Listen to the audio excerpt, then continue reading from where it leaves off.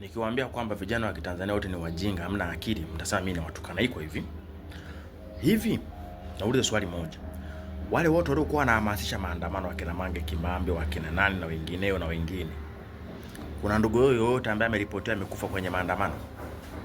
Jibu ni hapana, si ndio?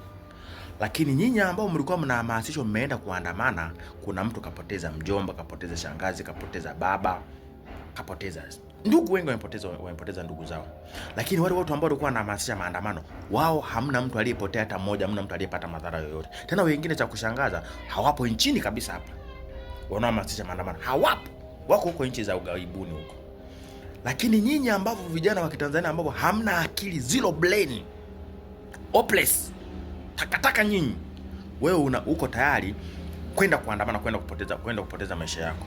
Wewe mzee, wewe kijana mwenzangu, acha kuishi kwa mkumbolization. Mtaisha kwa sababu ya ujinga tu.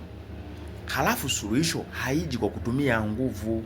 Suluhisho inakuja tu kwa kukaa mkaongea na mkapata suluhisho. Kwani mkekaa tu mkaandika barua zenu mkatuma, kwani msingesikilizwa?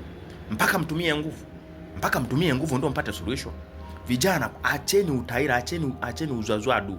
Acheni utaira nyie vijana, mtaisha. Nchi haiendeshwi kwa mfumo huo.